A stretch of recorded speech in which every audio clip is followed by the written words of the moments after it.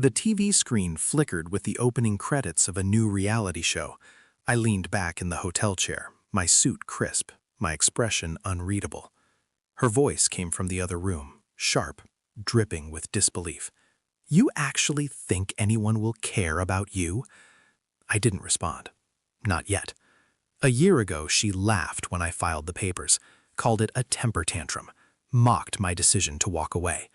She didn't know then that walking away meant leaving with clarity, leaving with a life she would never touch again. Now she was about to see the man she had dismissed, on her screen, smiling, successful, undeniable. The camera panned. There I was. She froze mid-step, coffee mug in hand, eyes wide, mouth opening, closing. She didn't scream, but the shock was audible in the sudden silence of the apartment.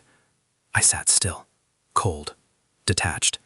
Inside, I counted my breaths, measured my patience, calculated her fall. This wasn't revenge. It was inevitability.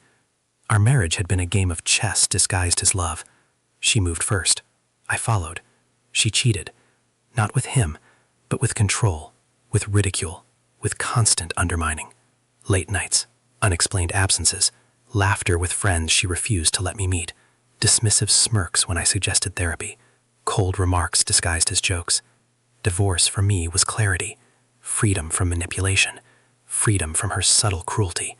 She thought I'd crumble. She laughed at my resolve. But I hadn't left in anger. I had left to build something undeniable.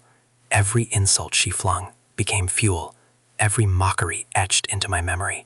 Every derision became a calculated step in my strategy to rise in a way she could no longer ignore.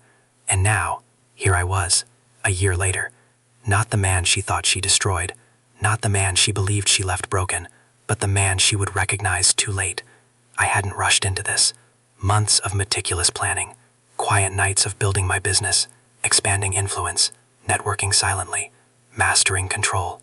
Not for her, for me. She had no idea that the opportunities I claimed were ordinary were actually traps for perception.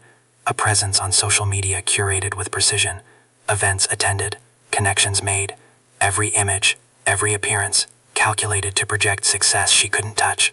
I tracked her, subtly, saw her reactions to other men, not jealousy, observation, patterns, her subtle disappointment, her involuntary comparisons. Inside, my mind ran simulations. What would she feel when the cameras caught me smiling effortlessly, when every glance from strangers mirrored the life she'd mocked? Would she recognize that the mockery had fueled my rise? I stayed calm. The apartment remained quiet. I brewed coffee, read reports, made calls. The storm inside remained contained. Everything was timed. Everything was precise. Because timing breaks people more effectively than confrontation.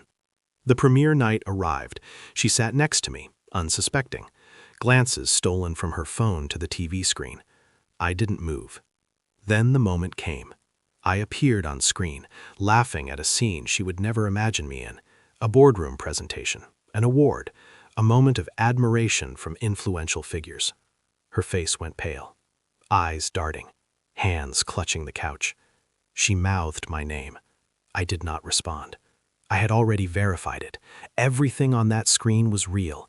Every connection, every accomplishment, every success documented and undeniable. She realized, finally, that the man she ridiculed wasn't gone. He had only been gathering strength.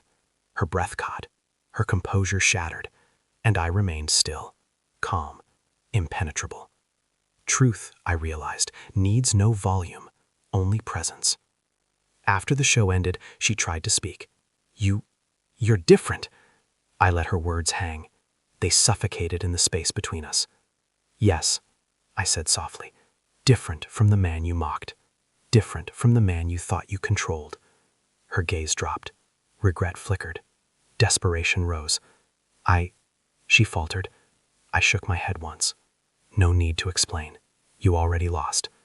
I stood, silent, collected. Every calculated step in my past year had led to this moment. Her shock, her humiliation, her recognition of loss, strategic, precise, devastating. I walked past her, not to hurt, but to show that control had shifted. She had mocked a man she could never touch again. The next morning, the apartment was quiet. I brewed coffee, reading reports of the show's reception. She avoided eye contact. I did not seek reconciliation. No pity, no anger, only clarity. Betrayal doesn't demand punishment. Success does. She thought she had broken me.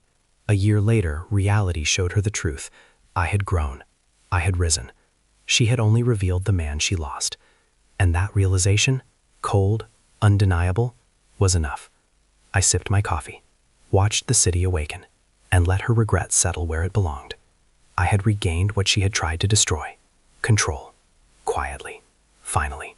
Completely.